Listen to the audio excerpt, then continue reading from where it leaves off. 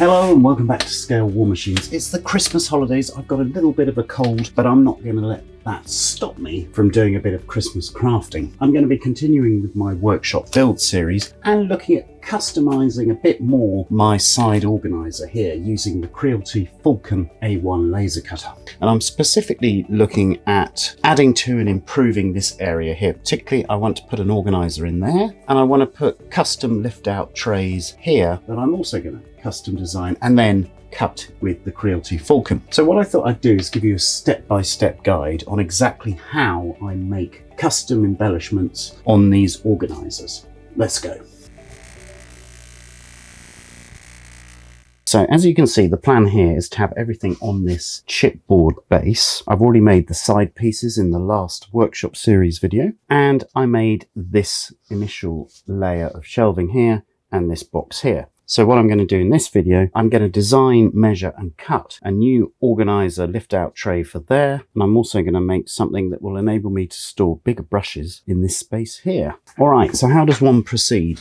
Well, first of all, you just need to measure. It's as simple as that. So I'm going to measure, make sure these are aligned, and I'm going to measure the dimensions of the piece. Now, what I want it to do is butt up against there. So I'm going to measure roughly up to there. So let's measure that. Yeah, it's actually 63. So we've got 63 millimeters there. So we know from the past design that should be 80, 80 there, 80 there. I'm going to make that 62 to give me a bit to play with. So along the back it's 143 mil. So I've written down my dimensions there. That will enable me to make my L-shaped insert that will go there. In terms of height, and at the back, because I want it to butt up against there, I'm going to make it 21 on there and along there.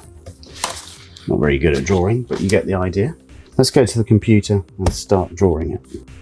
I'm using Illustrator here by Adobe, but you could use the Falcon Design Studio.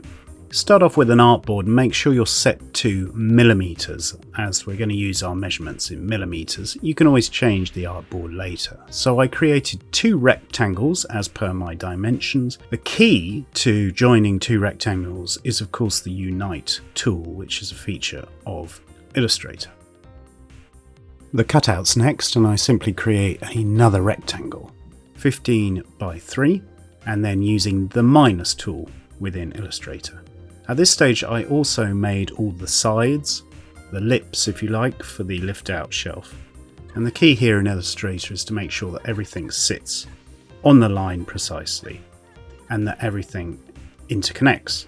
Now as you'll see, I made a bit of a mistake, but it was easy enough to export the base plate and I put that into Falcon Design Studio.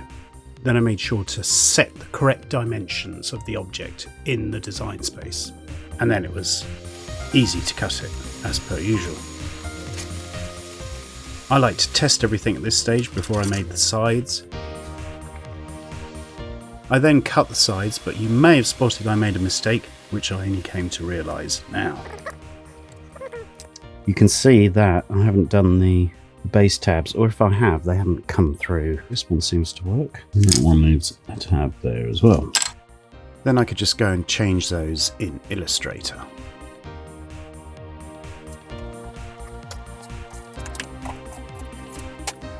Alright, so these are the bits that were not quite working. Put some tabs on, that seems to help.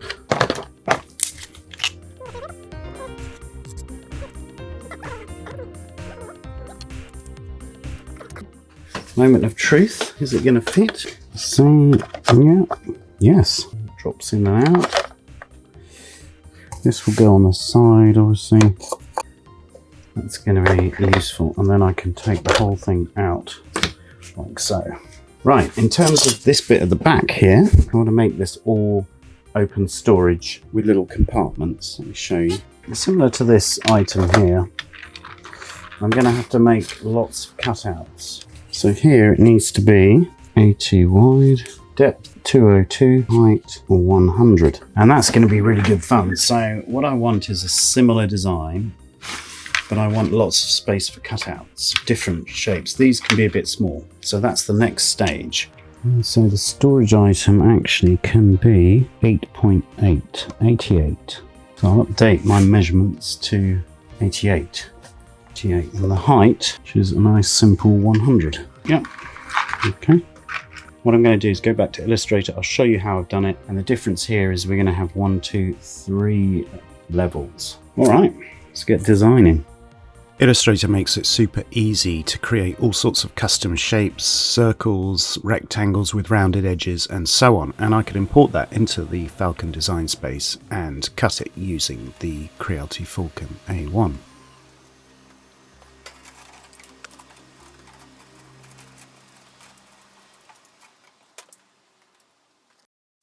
I was quite eager to try out different materials, including this 3mm MDF from B&Q, a hardware store in the UK, and that worked really well. I messed up a bit with the settings and it had a tiny bit of burn on one occasion and then didn't cut through properly on another. But I rapidly had prototypes in different materials. It's strange because the first time it cut completely through the MDF, but the second time I didn't have it on 100% power and I just needed to help tease some bits out. Next I cut the side pieces, and that again was very easy.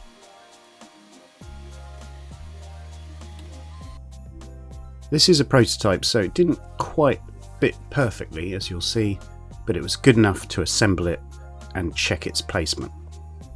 For assembly I just used super glue with a catalyst.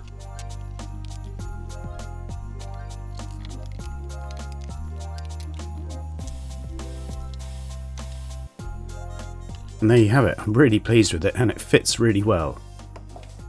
I just need to make one more piece.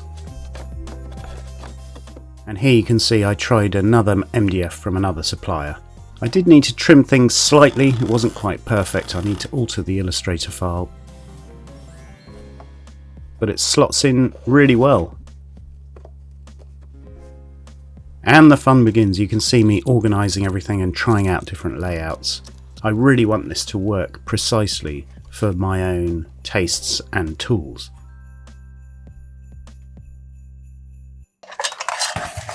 I'm really quite pleased with it because there's plenty of room for things like pencils and so on, to have them to hand, pin vices.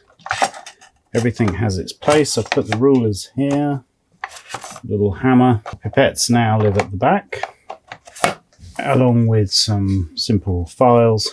And talking files, here are the jewellery files. And I've also got space for miscellaneous bits, like stirrers and so on.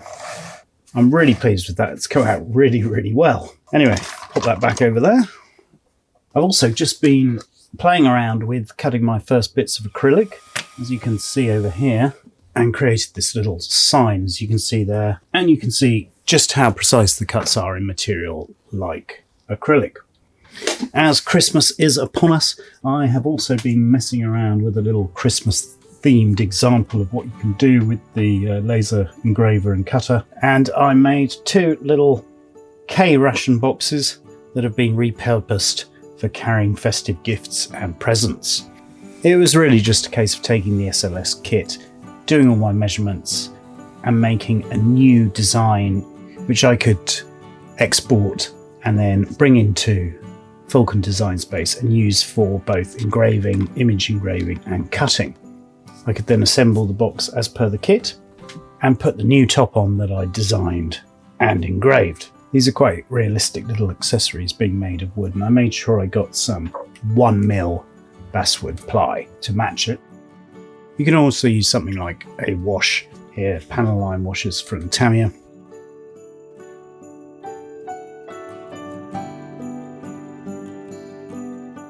And you can sand it as well, just to restore the wood grain. And I placed them in the back of this little Dodge, and they look rather good. Jingle bell roll and jingle bell rock.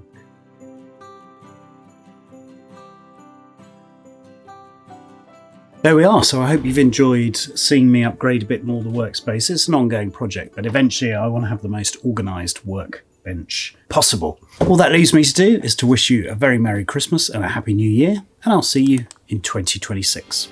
Bye. Subscribe for our latest videos.